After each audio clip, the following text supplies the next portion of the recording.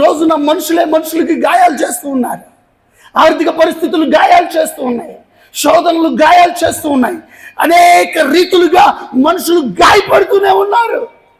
Job లేదని, పిల్లలు లేరని, లేకపోతే పిల్లలు మంచిగా నడవటం లేదని, పిల్లలు మంచిగా ఎదగటం లేదని, లేకపోతే ఇంట్లో నెమ్మది, సంతోషం, ఆర్థిక పరిస్థితులు ఏదైతే కృంగతిస్తున్నాయో అవన్నీ గాయాలే.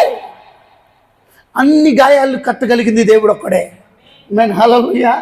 నువ్వు డాక్టర్ దగ్గరికి వెళ్తే శరీరాన్ని వరకే చూస్తాడు. నా కిడ్నీ ఫెయిల్ అయిందంటే చూడడం. సో కిడ్నీ డాక్టర్ దగ్గరికి వెళ్తే కిడ్నీ వరకే చూస్తాడు, గుండె ఫెయిల్ అయిందని చూడడం. కానీ అన్ని గాయాలను కట్టగలిగింది యేసయ్య ఒక్కడే. ఆమేన్, హల్లెలూయా.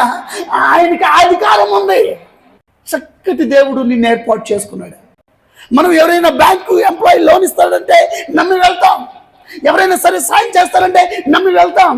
ఎవరైనా సరే ఆదరించి భోజనం పెడతానంటే నమ్మి వెళ్తాం. ఈ రోజున్న బైబిల్ గ్రంథం నేను గాయాలని కడతానంటే నమ్మని స్థితి మంది. అందుకని మన శోధనలు అట్లా నిలబడిపోతున్నాయి. నమ్ముట నీ వలనైతే నమ్మువానికి సమస్తము సాధ్యం. హల్లెలూయా.